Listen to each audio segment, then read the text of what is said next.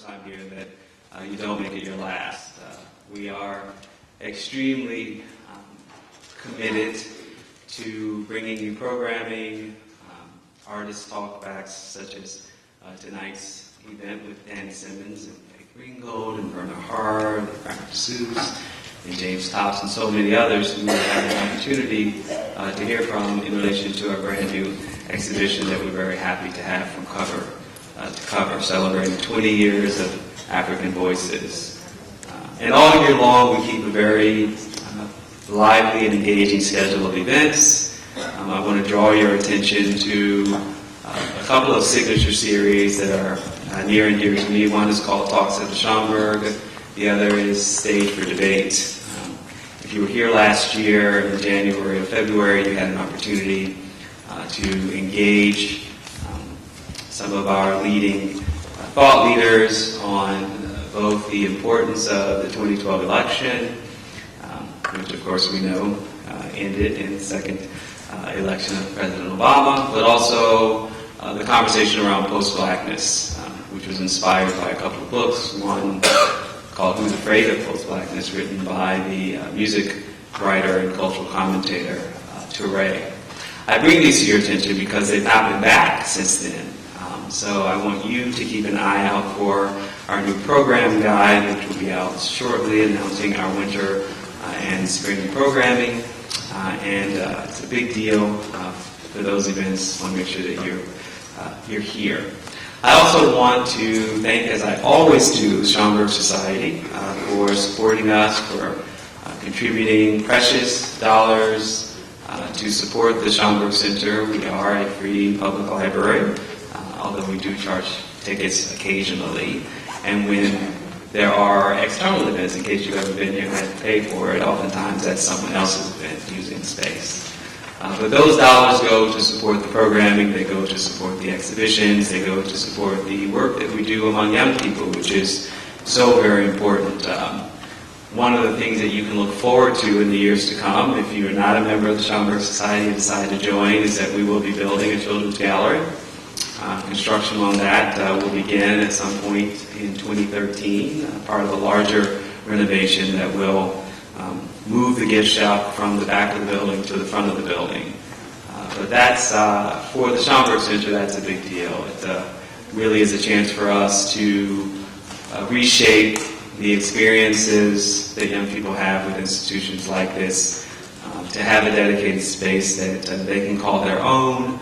Makes it a lot easier for their parents, grandparents, and teachers to engage them. So stay tuned for that. You're part of it. I welcome you to bring your young people here even before it comes. I think the last thing I want to say, and since just speaking of the connection between that, of course we have Faith Ringgold with us here tonight. We're so very happy to have her. As someone whose work has illustrated some of the most amazing children's books that all of us have experienced with our own children, it's that kind of relationship to the artist, to the work, that we want to concentrate. And that's what a space will allow us to do. But in the meantime, for those of you who don't know, this Saturday, I believe at 4 o'clock, staff can confirm, we are celebrating Faith Ringgold's Tar Beach at Family Fun Day here at the Schomburg. So we're at 4 o'clock. Is it at 4 o'clock? It's at 4 o'clock. Okay, thank you. So 4 o'clock here at the Schomburg.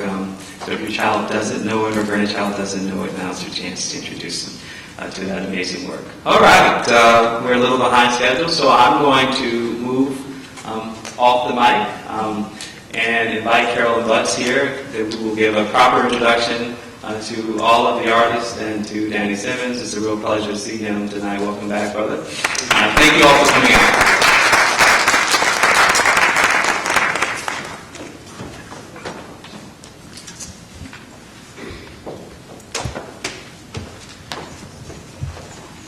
I want to thank Dr. Muhammad for those warm greetings.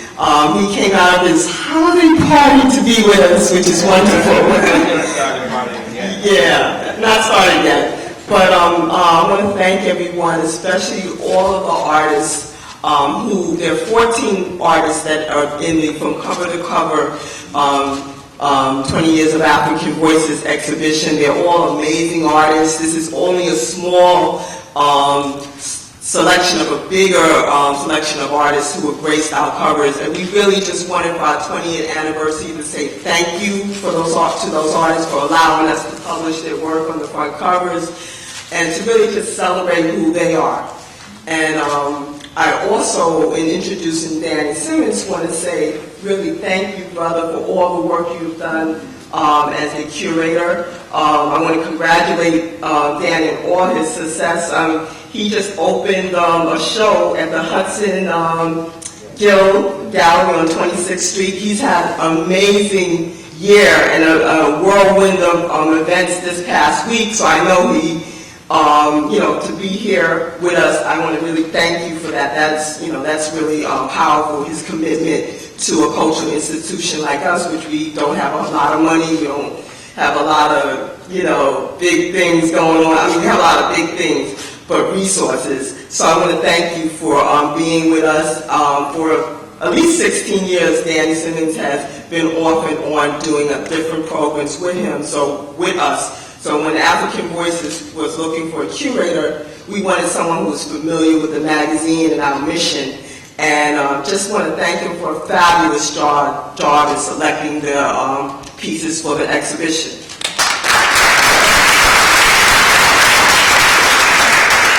And without further ado, I would like all of the exhibiting artists to come up and the curator. Thank you. Coming up, I want to acknowledge any of the other exhibiting artists who are out there. I know there's Clemenza. Can you stand up, Clemenza? And right in front to my left is James Todd. If there are any other artists in the audience, please stand up. Okay, thank you. And James.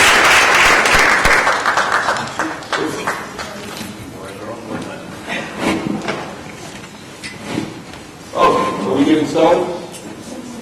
Are we ready? Yeah. Good evening, everyone.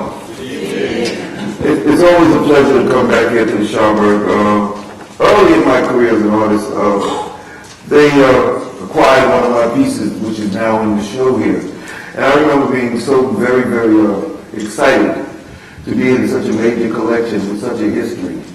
And when Carolyn asked me to help her conceive of what this show was going to be, all I could think of is both the history of 20 years of African literary magazine being published and all the history that's here in the Schomburg and how these two things marry together. So it was really, because we had to pick a place where the show was going to be, and the natural place for this show was here, which embodies our history and our culture, as does the magazine.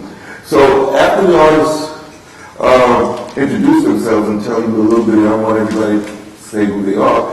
I want to know how, I asked the question before, how does your art tie into the mission of African Voices magazine? My name is Verna Hart, and I'm thrilled to be a part of this day, this moment, and this history behind African Voices. I'd like to say thank you to Carolyn for allowing me to be a part of her dream, her mission, and her goal of being a voice for us in her magazine. I feel as an artist, first of all, I feel like I'm making a full circle. My life journey began here in Harlem. I was actually born across the street in Harlem Hospital. The older version of the But I feel like it's a homecoming to exhibit across the street from where you were actually born, and to be on the walls with such great artists like the people here on stage. I'm getting emotional just thinking about how this art journey has been for me. I also want to thank Danny for allowing me to be part of his life. We go way back as well.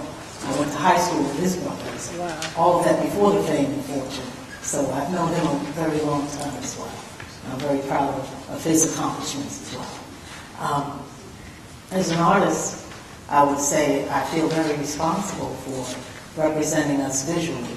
What I paint, I really feel very connected to, and I often ask God to allow me to represent all of you in the right way whenever I make a painting. But before I speak anymore, I'll let the other artists speak. I kind of get winded. But I thank you all for coming out as well. Good evening, folks. My name is Adamola Lubifola, and I have the unique privilege and experience of seeing the Schomburg actually being constructed. So I've been in Harlem for many, many years, like my sister Faith is. She was probably here before I was. But I had the unique experience of seeing, again, the Schomburg being built, and with that, the development of Harlem as a continuing in its legacy of being the cultural capital of the black cultural capital of the United States, and indeed the world, really, because through this institution, people from all over the world have been through here and continually come for research and enlightenment.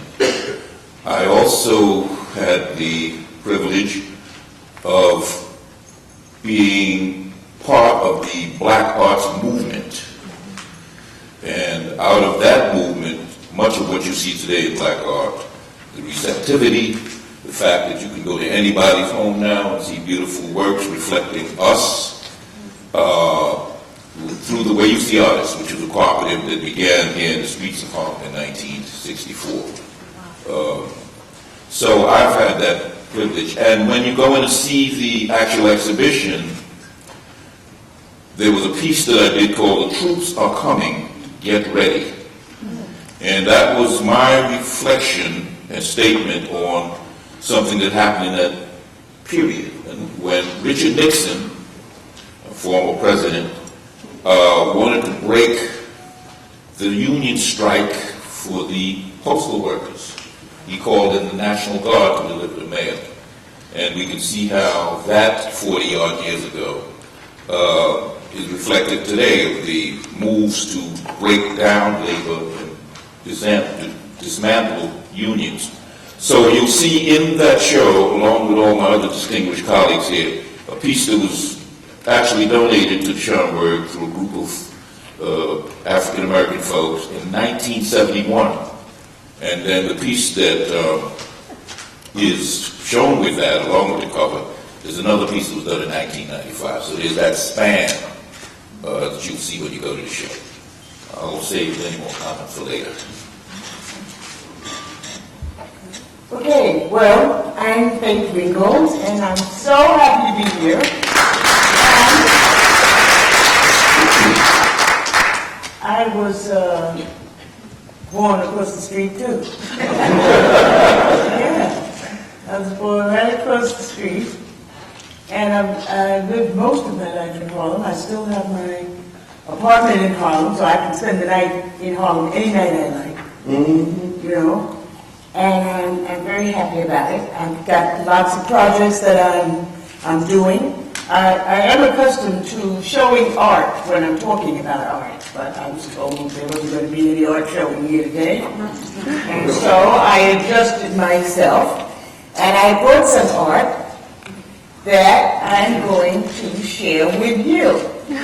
And it's part of something that is what should I say? Something that's very important to me is the fact that as black people, we do not have our art, what should I say?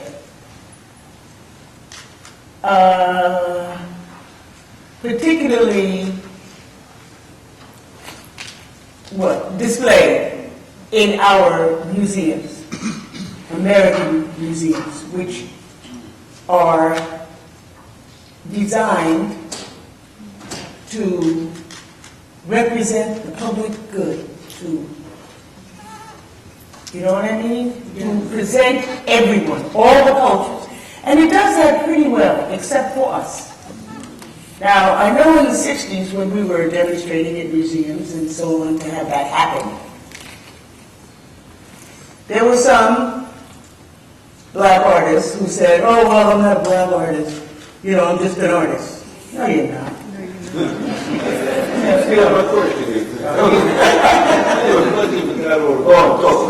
It's out. What was that? I had that question before. Is there such a thing as black art? Now I gotta revive one. That's how you know I'm talking. I was coming up with that later on. I don't think anybody else could be a black artist. An American artist. We're just not. I mean, you can't come over here 400 years ago on a ship, huh? And go through all we went through and produce what we produced and just be an American artist. That's not possible. It's not possible.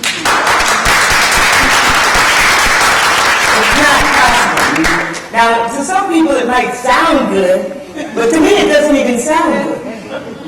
Because I'm thinking about my ancestors and what they must have put up with to get us here in this position. I don't know that if I had been in one of those boats, laying up like a sandwich, huh? I don't think I could have done it. I don't think I could have made it. I'm glad my ancestors were stronger than I am. I don't think I could have done that. You would end up killing somebody. I would have killed somebody, yes. I think you're right. So I have to applaud them because they didn't do that. And I'm here. So what I have is, instead of giving you some pictures on the, whatever you call that thing up there, instead of, putting them on the screen, I'm going to lay them down here in front, and then you can look at them yourself, or whoever wants to have one can. How's that? Is that good? That's what we used to do back in the 60s. We used to get out flyers. We used to make posters, and give them away. And I'm not going to tell you how much those posters cost today, because we don't do that anymore. Okay, now, you know what you can do? You can either lay them right on the edge there, and people come up, well, wait, okay, because I want to read what it is. Okay, see. Now, my first cause is, I'm 82. I was born in 1930. Across the street from here in Harlem Hospital. Okay?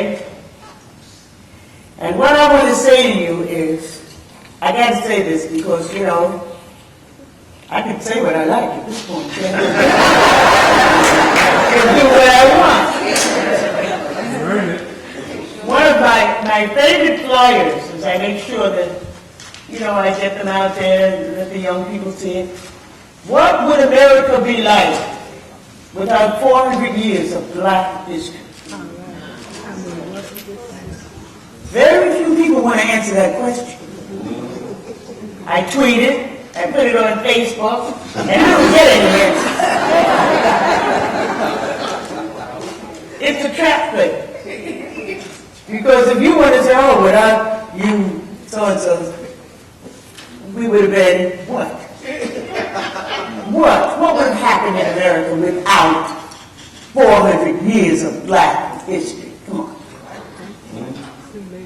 Everything we know about past and present and future, I'm going to say civilizations will be molded or shaped or discovered by the art that was created. So the role of the artist is very significant for that reason. Before we go on, we need to hear from the Zeus and Jill. Wait, just one more thing. Okay, one more. Think about that question, okay? And I did a painting that's at the top of Pennsylvania Academy of Fine Arts, showing us coming over on this one is particularly done for artists, called Traits for Success as an Artist. Okay? So I'm telling you, I'm 82, and I've been an artist all my life. So I know a little bit about it. Traits: gender, race, education, vision, commitment Commitment/dedication, passion, support, opportunity, cultural ID, place/environment. All of these things are very important. But I gave them percentages. All right? For the white man, the white woman, the black man, the black woman, and then you get an opportunity to rate yourself. For gender, I gave the white man 20. I gave the white woman 0. I gave the black man 20. I gave the black woman 0. Race, I gave the white man 20. I gave the white woman 20. I gave the black man 0. I gave the black woman 0. Education, white man 10. White woman 10. Black man 10. Black woman 10. Everybody can get an education. Everybody can change their gender or their color. You understand what I'm saying? But you can change, you can get that education. Like you can get the vision, your vision. And then right here you see wonderful artists who have that beautiful vision. Commitment, dedication, 5. Everybody can get that. Passion, 5. Support, 10. Opportunity, 10. Cultural ID, 5. If you use your culture, if you want to pretend you're not a black artist, and then some other kind, I don't know what you want. Place/environment, 5. So when you look at this, the white man gets 100 points. The white woman gets 80. She loses 20 for her what? Right. The black man gets 80. He loses 20 for his what? Youth. The black woman gets 60. Beautiful. Oh, you're so smart. All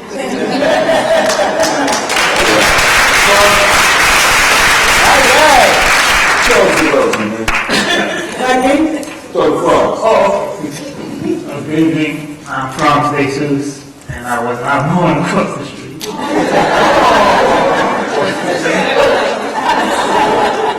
And this is a tough act to follow. And I'm honored to be sitting next to her. I love your work. Admired it over all the years that I've been an artist and aware of it. I actually was born in Haiti, which is in the north. And the question was, how does it relate to African voices? And to me, it's a natural fit. My work has always been about a marriage of my two experiences. I left Haiti when I was 9 years old. So in a lot of ways, I've identified with more an American or African context. So it's always been this kind of struggle, back and forth, or ebb and flow, so to say. The work here to show, again, shows a pretty interesting arc of my evolution. The painting that I have out there is called Calling, and that was in 1997. And then the other painting is 2012. So you can get a micro perspective on my work as it developed over the years. And that's all I'm going to say for right now. Hi, I'm Sheila Friegos. I also wasn't born across the street, but however, I do live in Harlem. My experience in coming into alignment with African Voices was at a time where I was looking for, my own personal answers around culture and identity. And, artistically, some of us go through the academic programs and we don't see ourselves there. We don't see ourselves in that experience enough. So I was always searching, and then I just came into African Voices through African dance, and I kind of like became a part of the family and became integrated into the magazine on many levels, you know, both as an artist and a designer. And we have a lot of, they're my family, basically. But regarding my work, I moved around the world and exhibited overseas as well, but I felt as an artist it's always about remaining open and being flexible and finding that balance. And also, I just see myself expressing through my art form in three tiers at least. And one is, you know, being committed to responsibility as an African American woman here in this society. So that was African Voices also opened the door in terms of a platform for that.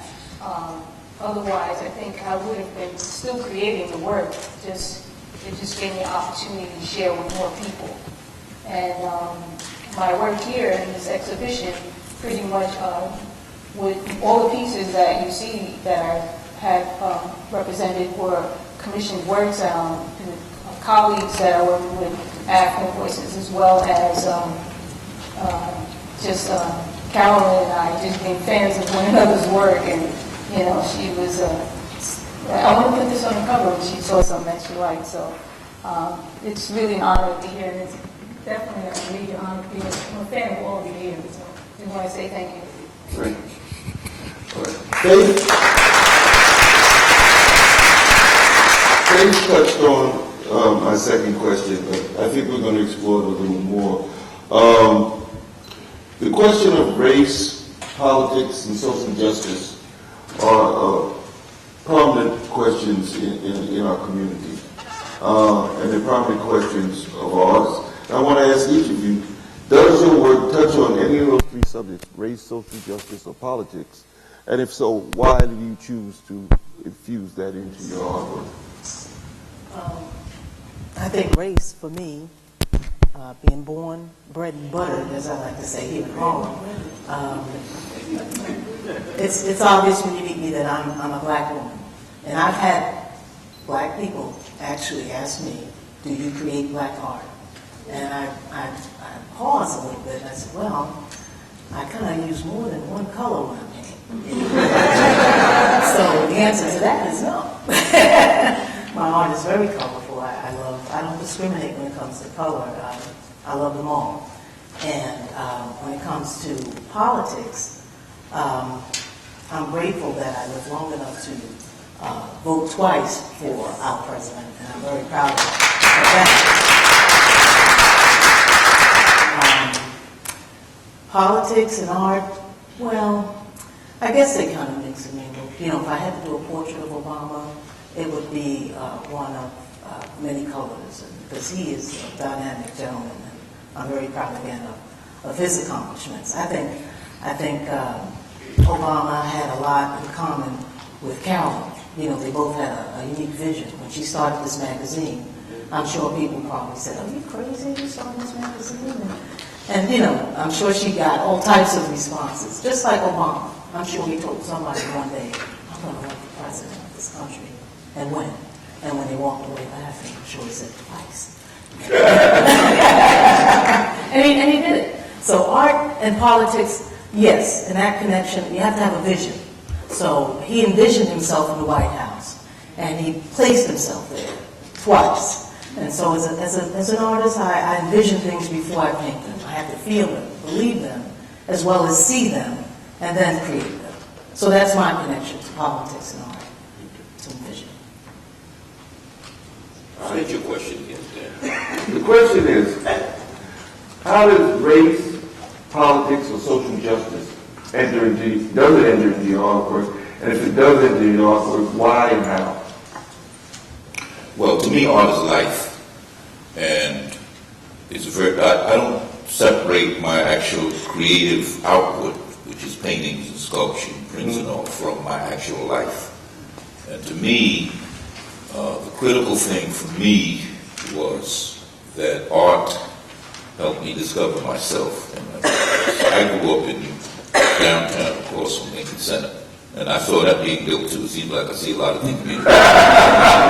So as going up in Amsterdam projects, 62nd Street, I saw the whole neighborhood decimated, and then they built in the center. Well, up in Harlem here, I saw neighborhoods being decimated and being rebuilt. And today we're looking at a new Harlem. So the politics of all of that, I think we're very involved in trying to make sure that we build institutions. So one of the earliest galleries in Harlem was Nayumba Yasana, which is a cooperative group of males, mainly males, and a few females.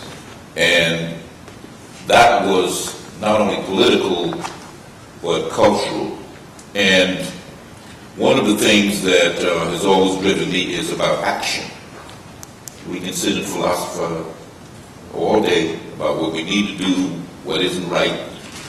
But I chose, and many of my colleagues, including this grand lady here, to get into the streets and bring the art to the people, or get in front of the museum and make sure that they knew we existed, as Faith did in many instances in front of the Metropolitan Museum and others, to make sure that our voices, our African voices, were heard and seen.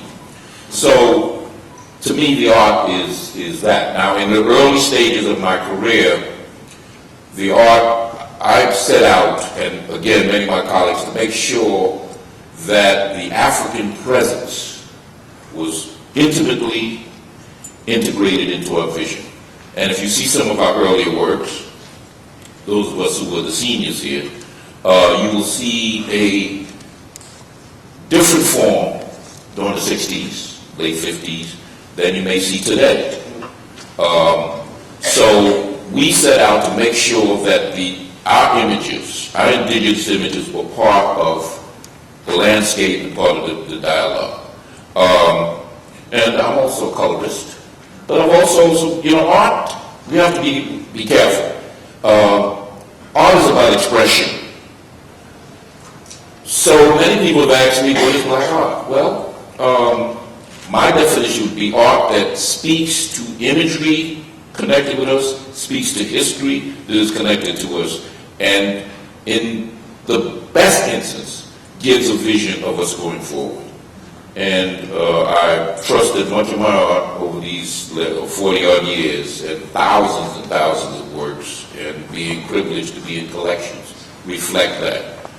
When you, again, going back to the exhibition that was the brilliant exhibition that Dan, you curated and African Voices put together, you'll see a broad range of works in there. My work in particular, as I mentioned earlier, is a piece that was very political. I was appalled when Nixon tried to break the postal union by calling out the National Guard to distribute the mail. Now, I understand the mail is important. You got to get our mail. But the way he did it was very offensive, and that's why the name of the piece, "The Troops Are Coming, Get Ready," and it speaks to that. So when you go in there, take a special look at that. The piece that came in later to the Schomburg was more of an abstract piece. You have one of it's a colograph, yes, which is a unique approach where you can't never get to the same thing, even though you make images of it. That piece, many people look at it and say, well, that's an abstract work of art. But then the question becomes, what is abstract? Art itself is abstract because you're trying to reimagine and create reality visually from paint or found materials or sculpture. So it's abstract in itself. The abstract form, though, is if you look closely, you'll see what is a chameleon in there, or a lizard, and that harks back again to African culture, even though it's disguised, for lack of a better word, in these abstract forms. So that's my contribution. Okay, I just want to say, first of all, black is the presence of all color. That's black. White is the absence of color. So once we understand that, we know that we are very colorful people. Also, when you're painting a picture, anybody who's a painter knows that as you mix colors on top of each other, especially with oil paint, the pigment gets darker and darker. It's approaching that black. Black, the presence of all color. And we know that man was born in Africa. And then something happened and we got some white people. Well, this is, you know, I mean, it's obvious. It's just the facts. What can I say?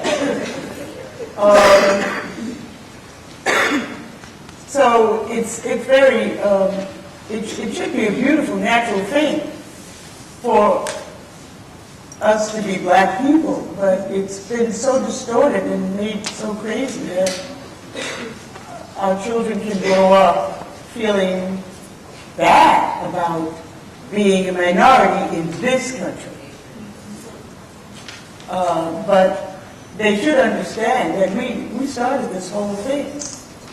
And then, what is it, the 400 left, and history goes on and on and on. But black people are wonderful, beautiful people. And as an artist, that's why I became an artist. I think that's why everybody who is a visual artist became an artist, because they love what they're seeing. And if you're black, you're seeing something black. And you love it because you want to reproduce it in some way. It doesn't have to be figurative. It can be any way. It can be, you know, blobs of color, whatever. But you're going to love what you're seeing. And who are you seeing, and what are you seeing? Mostly you're seeing yourself. So you got to love yourself to be an artist. And then you want to do that as an artist. You don't want to just be nondescript. Oh, I'm just an American artist. I don't do black art. It's ridiculous. I never heard of that before. I mean, I have heard. Many times, yes, I have. But I'm certainly not one of those. Well, to add to this conversation, I think by default, you know, we are all political, social, you know, just by default alone. Coming up, there was only a handful of artists that I could even mention. You know, Trace Ringles, Rita Vision, you know. So, just by the act of us being artists, you know, we were part of this kind of political dialogue, social dialogue, just again by default. So, me in particular as a Haitian, or Haitian American, my work is always politically charged, just again by default. Because if you know the history, and I don't want to reiterate what she just said, but pretty much, again, just by default. It was just such a struggle to be an artist, you know, and having that reference to use to give you encouragement, having that reference to use as an example, as a road you may want to take, for the most part didn't exist, you know. So even if I just painted flowers, there weren't too many people I can refer to that painted flowers that looked like it. So just by us being, or taking a chance, or pursuing our dreams, liberating our souls in that regard, we will be political, we will be social, we will be conscious, and hopefully that example can then go further to the next generation. Again, like I said, there was only a handful of artists I could name at the time coming up that I can say, oh, you know, I want to be like that, you know, and that example, for the most part, was frowned upon, you know, the whole concept of being an artist, even in my own family. My father took many years before he embraced the fact that I was pursuing my dreams to become an artist.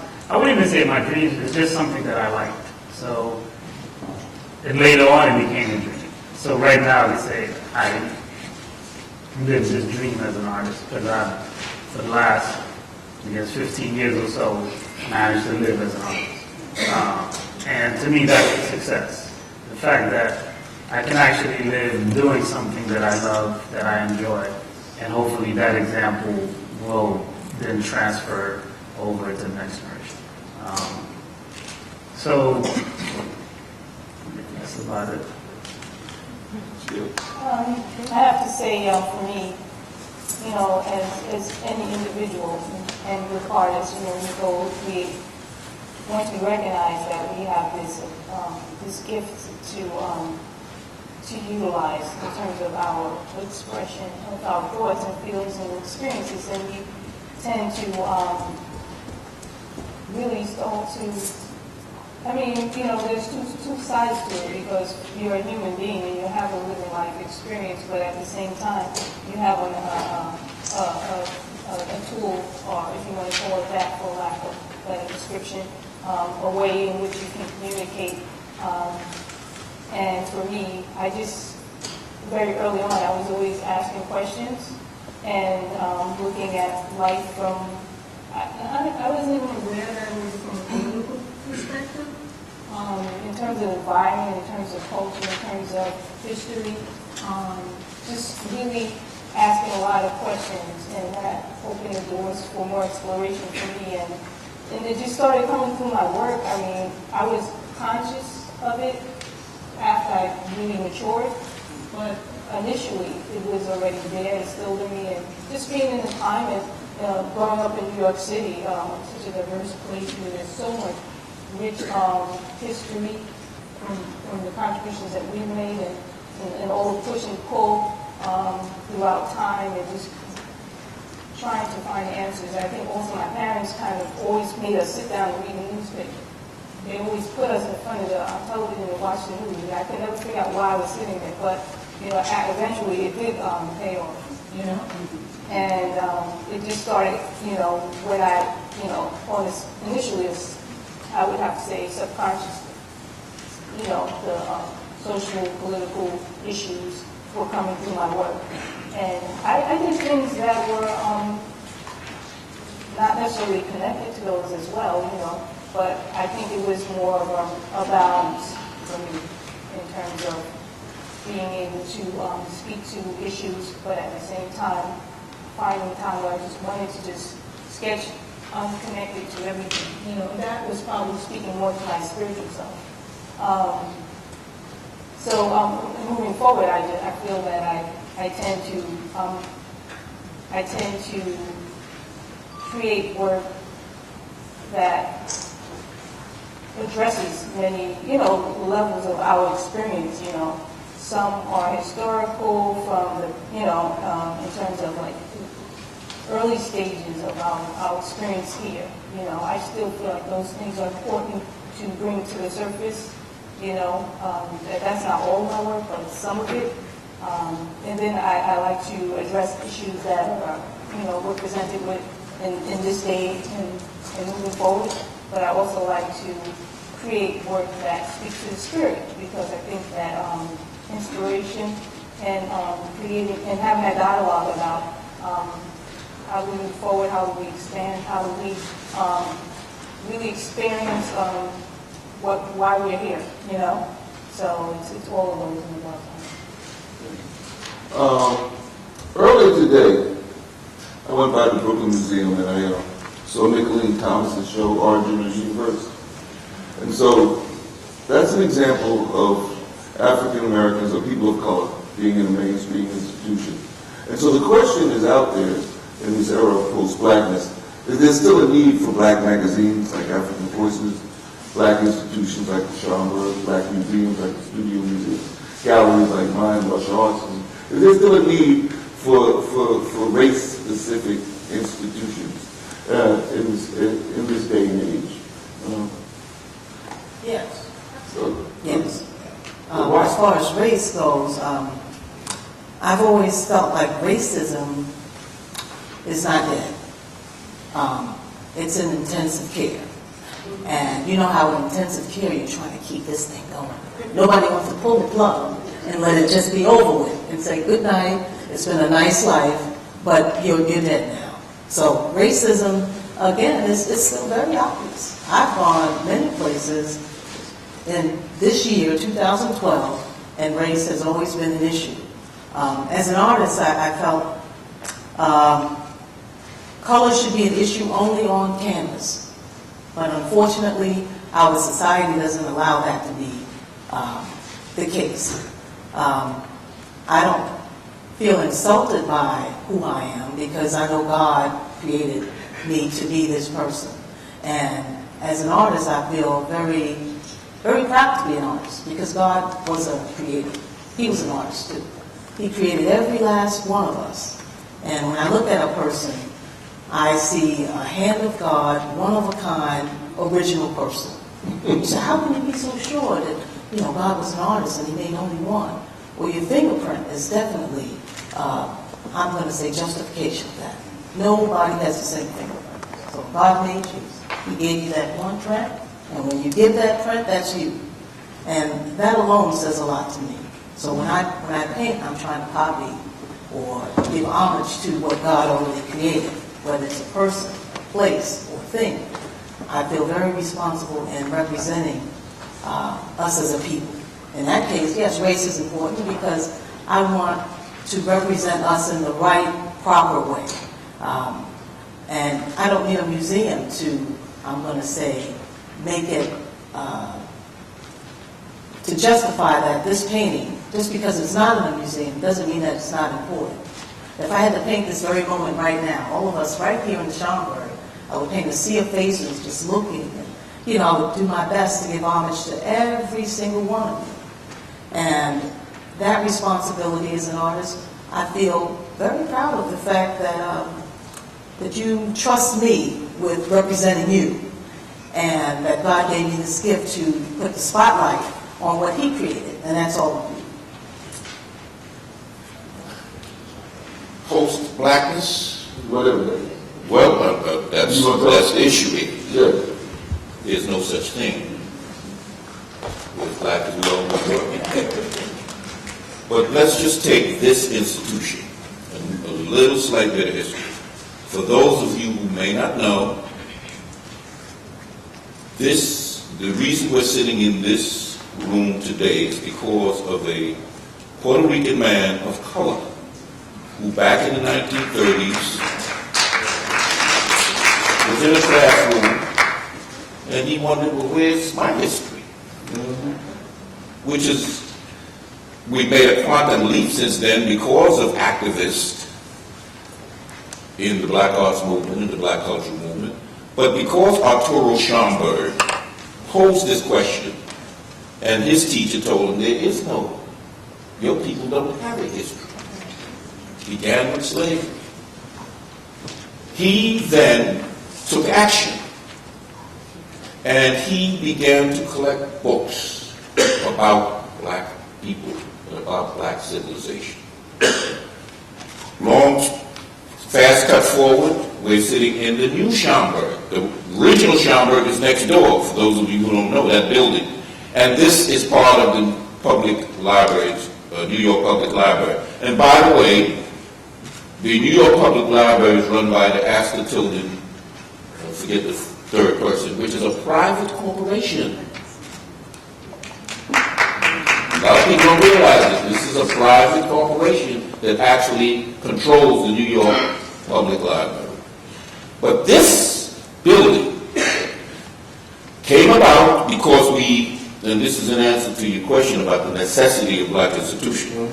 We had a borough president who is now deceased named Percy Sutton, who was the borough president of Manhattan. I think he was the second in the whole succession of borough presidents throughout New York City history. It was through his political will and his connections that the money was raised to build this institution by a black architect firm, Max Bond Ryder Associates, actually designed and built this building. So what we're sitting in is perhaps the answer to your question, because can you imagine the words out of Schomburg? So it is immensely important that black and institutions of color because our diaspora is very, very wide, exist, thrive, and expand. Other cultures, whether Jewish, whether East Indian, whether Asian, have their institutions, don't they? And rightfully so. So it is immensely important that institutions of color remain strong and grow, because this is the place where you're going to find out the truth.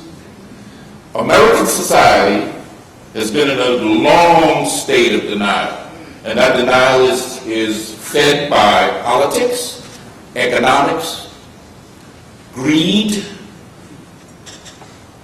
and suppression.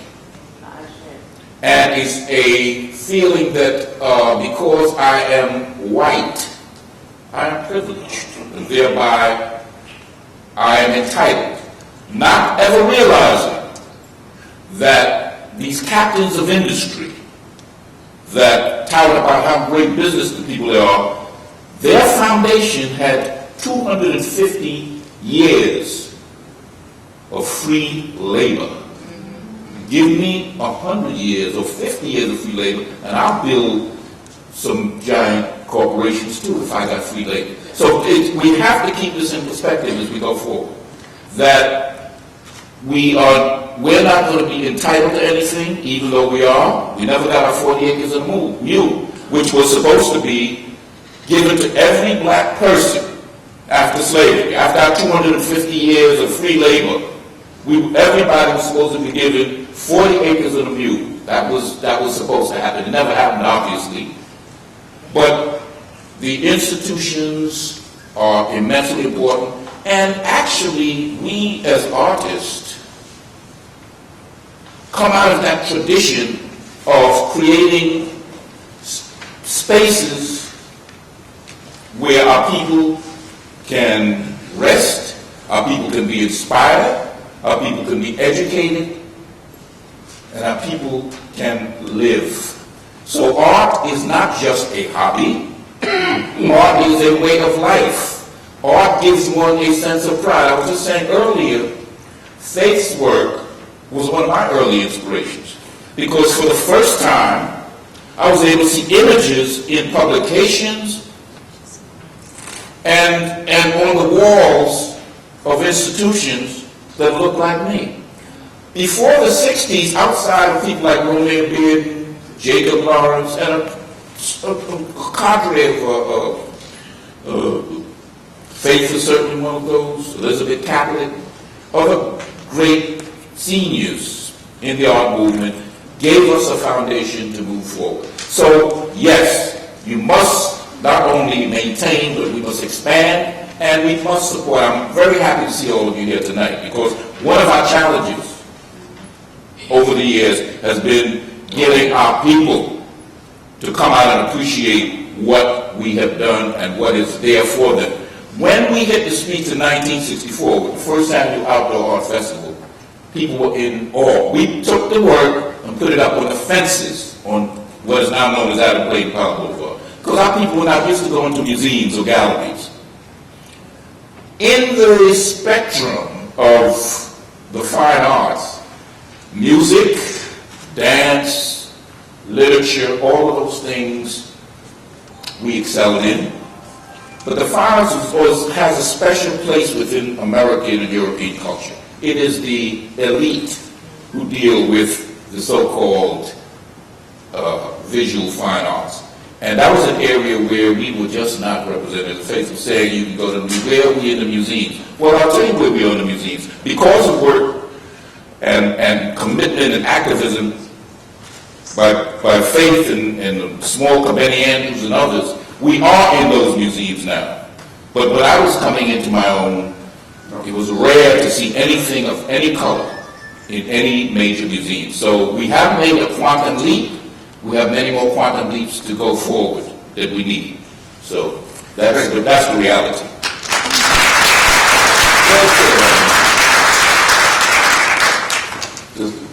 I think that I just want to make sure that everybody understands what the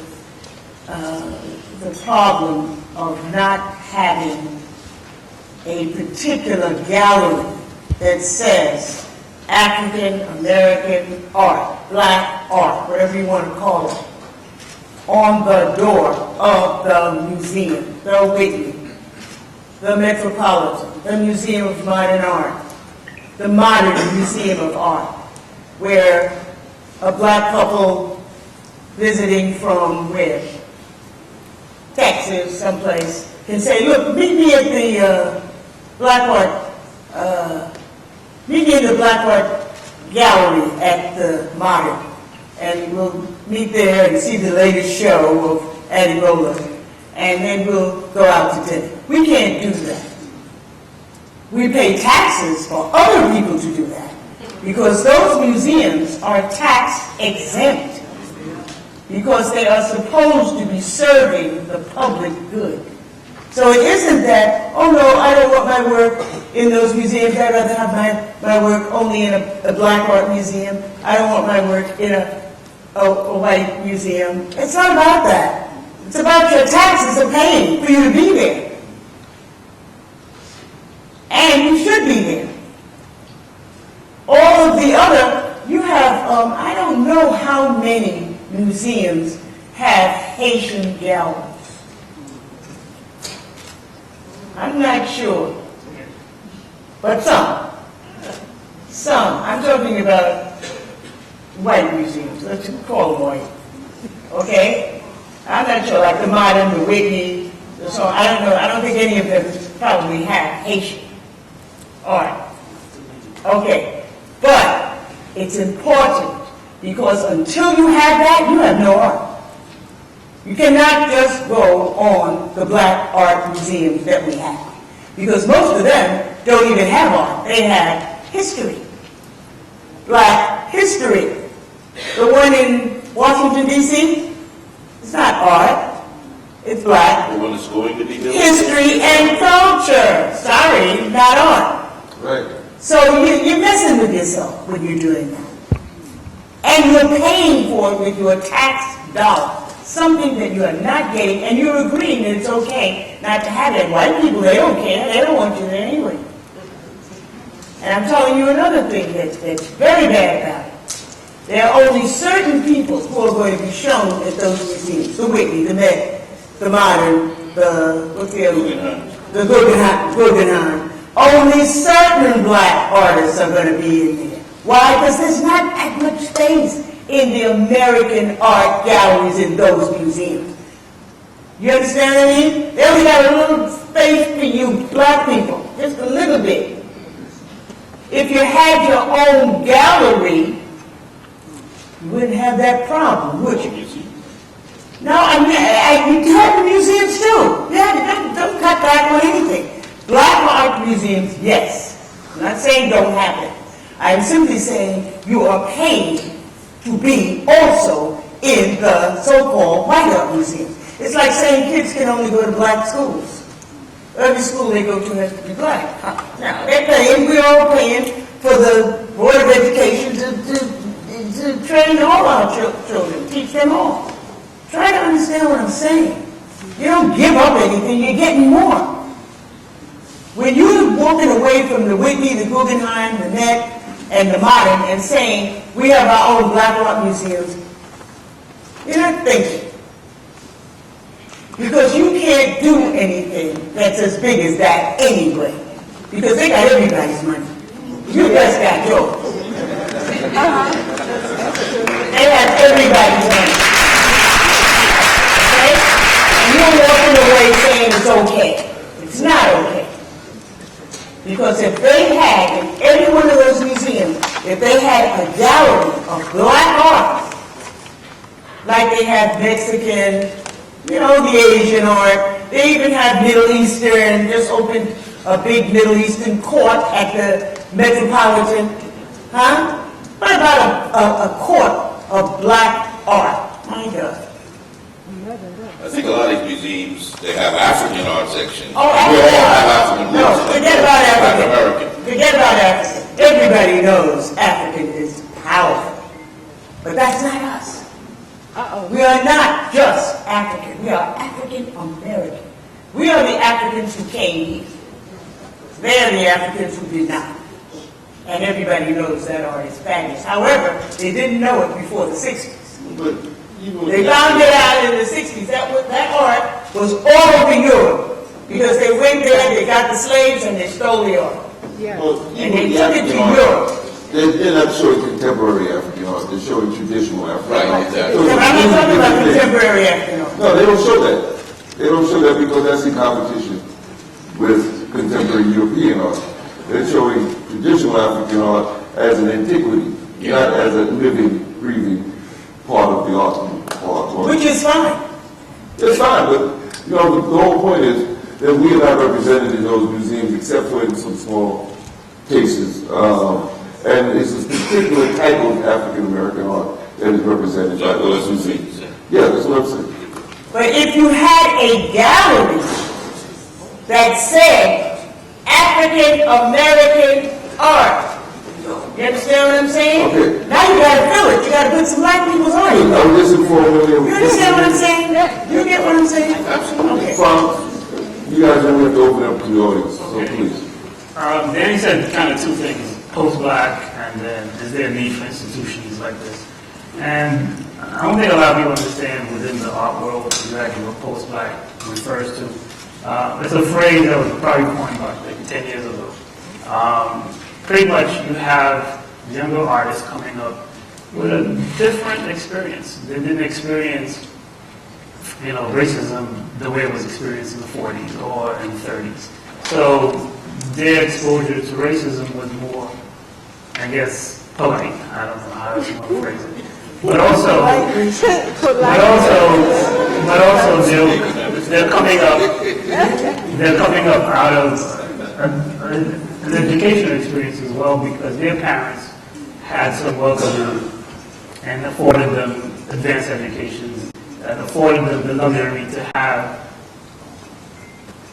take on any subjects that they wish to take on in their art, opposing to whereas artists in the 40s, 50s, 60s was more.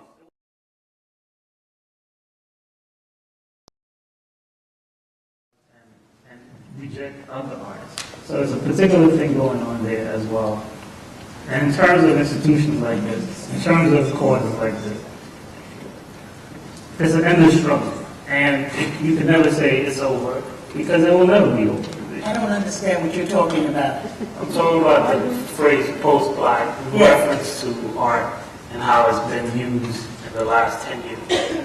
Yeah, are you saying that things are better in some way? Oh, Just different. Just different. Different, different how? In terms of the artists that are getting accepted in mainstream, the phrase post-black tends to apply to them because of the fact that they're getting into mainstream. Look, we only have a few more minutes, so Sheila, you guys can have that separate conversation.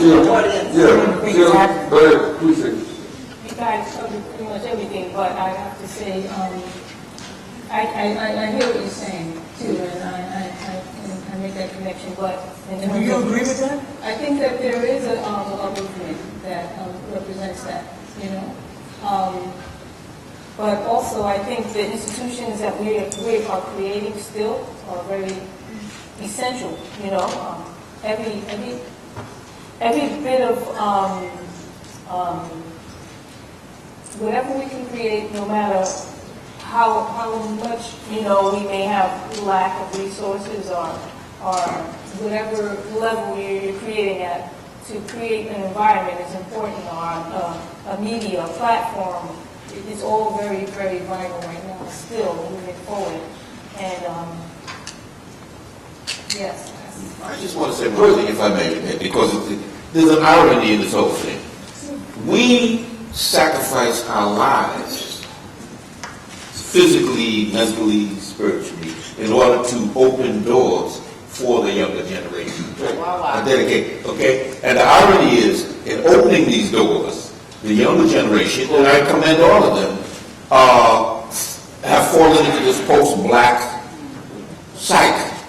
So I just want to say that. So we're I wouldn't say a dilemma, because certainly the younger artists are bringing a certain amount of life and energy to the art movement, to the American and international movement. But there, in many instances, and this is not across the board, there is an absence of that reference, that connection to our experiences, and it's more into the art for art's sake, which is the modus operandi of a lot of European art and American art.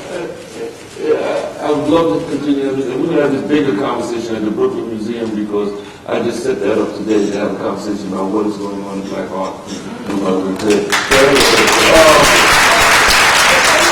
a big conversation here that we have about who gets in, who doesn't, about the gatekeepers and where the gate is, and if there is, even if there is a gate. Can I please have questions from the audience? There's a mic right here. If you don't have any questions, we can continue talking with you. Is We there ain't lacking for no words up on the stage. anyone have no questions? Okay. Okay. Hopefully this is tested. My question, Richard Williams, art collector, blah, blah, blah. To somebody specific, because we don't have the time for everybody to answer. Post-blackness, what do you mean by it? Who are you asking that to? Whoever wants to answer. Well, you had. I guess I opened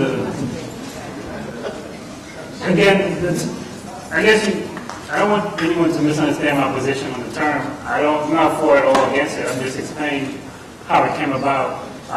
Actually, the Studio Museum probably championed the phrase with a series of exhibitions, one was called Freestyle, and a few before.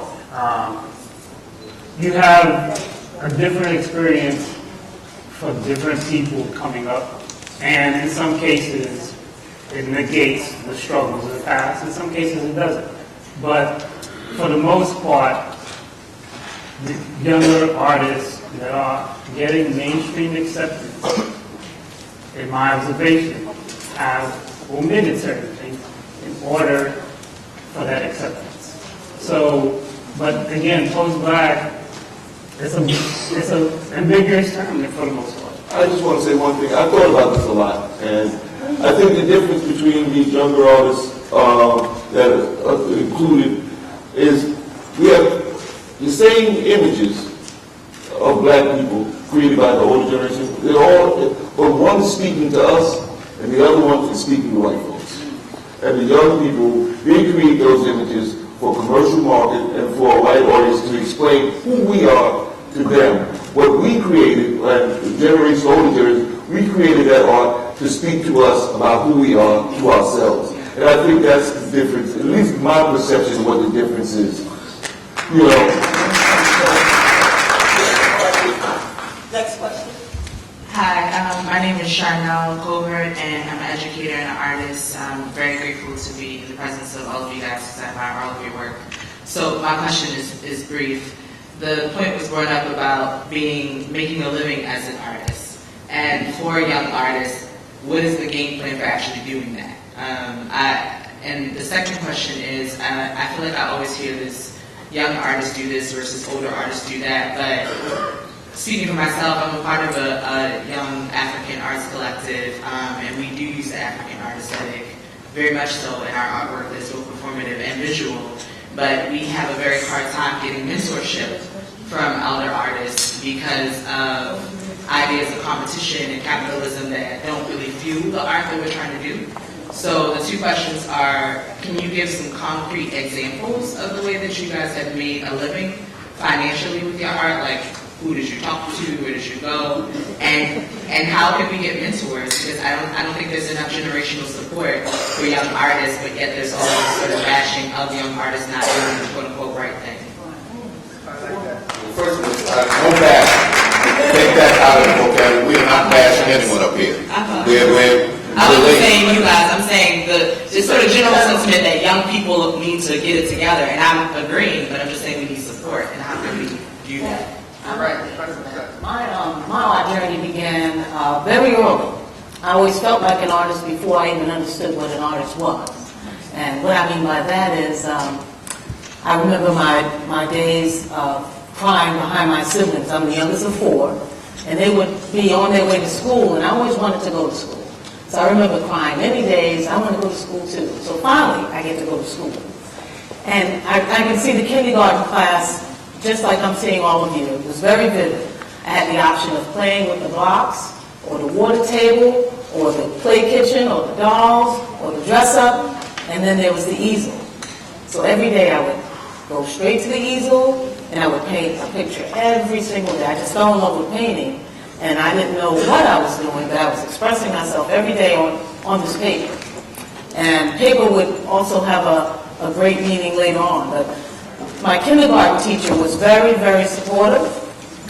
My father was very, very supportive. He was a New York City policeman, and he met many people in the big city of New York. And one of the many people he encountered was an artist. And he took me to the studio of this artist. I'll never forget it. And he introduced me. I was about 8 years old. He said, I want you to meet my daughter, the artist. I was an artist when my father told me I was an artist. That was my confirmation. And when I saw this gentleman's studio, paint was everywhere. He had art everywhere. It was just what I wanted to be when I said, I want to be him when I grow up. I want to have a studio and just have fun making art and make my contribution to what I call the art of mankind.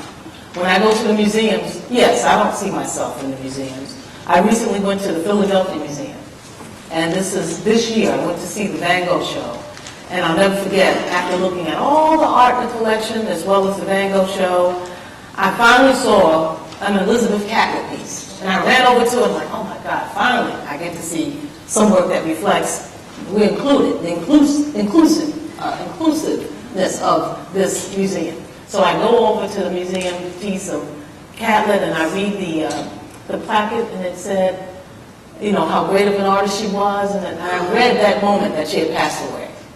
And just that moment, I had I'm going to say, a sad moment of, I had to read about her passing, and I had to embrace her art at the same time, and then I saw how important it was to pick up the baton, as I like to think of it.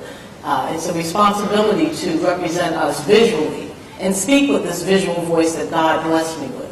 So what I say is very important, and how I say it. And I like to give back to young artists as well, because one day I'm not going to be painting, and I want someone to pick up the brush and pick up where I left off, or join me with the brush. Let's paint together. As far as earning a living, I say educate yourself, because it's important to not only make art, but to understand it, the history, and your place in it, and how important it is to paint your experience in the way that you know it. I don't know anything about the white experience because I've never been a white person a day in my life, or a Japanese person. But when I go to the museums, I embrace their art because I feel the art of mankind is what everybody's contributing to. The fact that we're not included, I just pray for, like I said, that illness of racism to come to an end. I always tell young artists to paint what you feel, and what you feel you have to say visually, because your voice is your voice. As far as earning a living, I tell them the truth, have a plan B, because when the paintings aren't selling, you still have to eat. That term of starving artists, I remember someone breaking it down saying, you know, that term came about because they used to say we like to paint before eating, and you'd rather buy paint before food. I mean, I love art, but I also love food. That term came up because Van Gogh gave him starving. Exactly. So a plan B is to have a backup plan. If you're not painting and selling in the galleries, then at least teach art or have some kind of way to earn a living to support your art so that you can continue to do it and make a difference. Can I just add something for that young lady?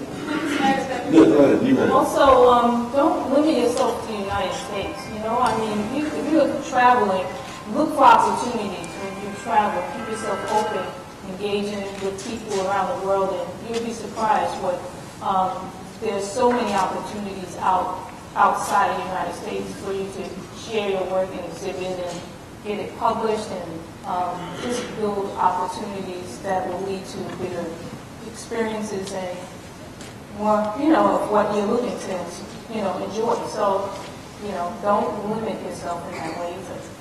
I would only add to that, it's a tough business, so that's real. The more you learn about how broad a spectrum art is, it's not just about painting. You need to learn graphics, so that if somebody hires you to design something, promotional piece, In other words, learn as much as you can about the creative process, get as much technical skills under your belt, definitely learn business and promotion, because that's what it's all about. So it is a tough business, but I wouldn't trade a day in my life for anything else, but you have to really diversify, have a lot of diverse skills, and make sure you know the business, learn how to keep yourself moving, and keep your books. Promotion is extremely important, and you have to learn to, unless you get an agent, you have to learn to relate to people, because a lot of moving art is not just about the art, but it's about the artist himself. People love to be able to interact with that creative person. And don't be afraid of technology. Right. The other thing that I was going to say is, out of my own experience, I get this question a lot: how do I make a living as an artist? I get it at least 10 times a week on Facebook. And I tell them, the way I figured it out is to find 4 walls, get a bottle of wine, make an invitation. Nowadays it's on Facebook or wherever, and have shows, and have as many shows, and have as many diverse shows as you possibly can, and create your own places and your own institutions, and create your audience. And, people flock to things that they enjoy and that are successful. You create an environment that people are going to want to come to, where art is at the core of it, then you will eventually sell some art. It took me like a lot of years before Rush made any money. Way before Rush, I was doing a show. But there's a stick-to-itiveness. If you believe in your mission, if you believe in doing that, then you find a way to create something that lasts for a little while, and people start to come and they see the art, and eventually they start to buy it. But it's really, I think, self-reliance is really the best way to become a successful artist. Don't wait for somebody to put you on a wall. Create a wall. Okay, so hold it for 1 minute, please. Thank you for picking up the flyers. I brought them for you. I would brought more if I had the time to do so. I would love to hear somebody who's bold enough to answer the questions. Okay? These questions. Because, for one thing, to be an artist, you got to be bold. I mean, if you're scared, that's it. And I've noticed people don't mess with these questions. Huh? They don't.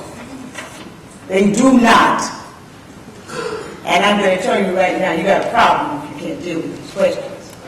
All right? And that goes for you all up here, and you all out there, and everybody everywhere. We have time for one more. Okay? I got 2 more for whoever wants to get up and open their mouth. Tell us something. Okay, let's go. One thing I'd like to add about the lady who was asking about making money. What was that? One thing I'd like to add, grants are out there. Grants, competitions, there's lots of money to be made in that. Yeah. This is not the competition. Yeah, no, there's still money out there, believe me. Hi, I'm Swana. Hi. I want to thank African Voices for all that you've done over the years and for being persistent and for going forward and continuing to develop a legacy. What I wanted to address, I'm a scientist. I can't draw a circle though. But what I wanted to know is, how do you want to pass on this legacy to our children? Our children in the public school system, they are so lacking of art. It's so pathetic. It's really pathetic. With all the research that's been done in pedagogy, believe me, there's some, the white parents are getting art into their children's curriculum, okay? We're not. And they're artists at heart. So my question is, how do we get more art into the schools? And we don't have to wait for the Board of Ed to do it. We have to go in and do it ourselves because they need it. They're suffering. One of the things that we really have to pay attention to this. We have to get involved politically, civically. The reason that you don't fund art in schools is because as soon as there's any budget shortfall, the first thing they wipe out is arts. And I'm not just talking about the visual arts. They'll take dance, theater, anything. That's the first thing that's active. So we have to be politically active. Parent Teachers Association do not allow them to do that. Art is not just a hobby. It actually helps young people to, number one, stay out of trouble, gives them hope. There's been numerous scientific examples that when a child is given the opportunity to create something, it transforms that child. So the whole idea that art coming out of the schools is something that is very political and economic, and we must, the only way it's going to change is that you support teachers union, you lobby to make sure that art is not taken out of your child or your district. And one other thing, I'm sorry, but Black and Hispanic teachers in the Board of Education under Bloomberg, they've been reduced. So we don't have as many Black teachers anymore. They're reducing us. They're turning us into ATRs that travel to different schools every week. So that's part of, I mean, it's pathetic. It hurts my heart. But as the children that I see, they need art so bad. We do realize that we have a Black chancellor named Dennis Walcott, who is head of the Urban League. No, he's the chancellor. He's the chancellor of schools now. Yeah, we really need to. But one of the things that I want to say is we have a person out in Brooklyn, Lori Cumbo, who's now running for city council, and I'm a campaign chairman, and we're trying to send a first art-centric person to sit on that city council. When Hakeem Jeffries out in Brooklyn running for the Senate, and he just won. Congress. When he met with me, one of the first things he said, "What's your policy on art? What are you going to do about art?" These people, people in the arts are a voting bloc. We have a lot of people, artists, art lovers, who need to get to our elected officials and let them know that one of the things that they need to carry wherever they go to carry their constituency is that we have an arts agenda. And there's so much data on what Ademola just said about how arts transforms a lot, how art builds revenue. For every dollar invested in the art, it brings back $1.93 in tax revenue back to the state of New York. You know, I was chairman of the New York State Council on the Arts, and I found out amazing things, that how much money art brings into the city, and how much money art generates, just how many jobs it creates. And so it's not just paintings on walls. It's not just, it's the core of our tourism here in New York State. And so when they start cutting the arts, they're really cutting their own throat. And we need to let our elected officials know these sort of facts and figures and things. So when they start making budget choices, they make a smart budget choice and say, well, if I take some money out of art, I'm taking money out of trash pickup, taking money out of education, taking money out of this, because this is the only industry in the state that when you put money in, more comes back. It's the only public service when you put more money in, more comes back. So we need to let our elected officials know that we know this and they need to know this when they make choices about where dollars go. I think it's important to say that, like, Danny with Rush is an amazing project with kids every Saturday, where they bring kids into Chelsea and they teach these kids art. And these are Black and brown kids. So and there's a documentary center in the Bronx. There are institutions out there with the internet. You know, you can find them, and then if you don't find them, you need to build them. You need to build them.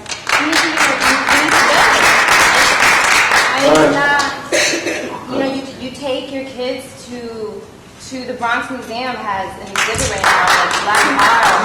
There's a studio museum that has 40 Black emerging artists. There's Museo del Barrio. There's all these things in New York City. Mel Edwards has makes these sculptures out of slave pieces. That's in Chelsea. That's at Alexander Gray. So it's just being very proactive and finding it, because it's totally out there, and you gotta go.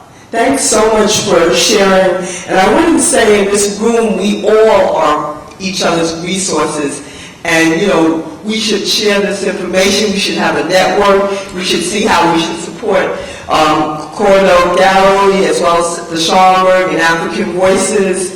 And this conversation is not over when we exit. There's actually going to be some wine in the gallery so you can see the exhibition again if you haven't seen it already. And I just wanted to also let people know that some of the artwork that is in the Schomburg is available. You just need to come to us.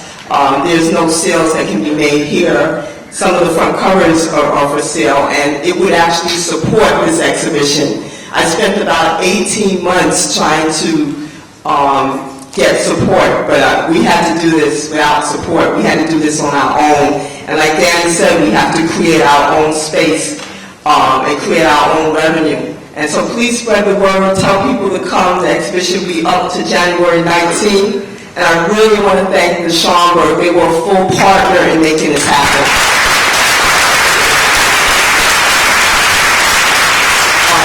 They've been excellent. And thank you to all the artists for all the years, the 20 years I've been working and having the honor to share your work. I just want to say I love you all. I love everyone.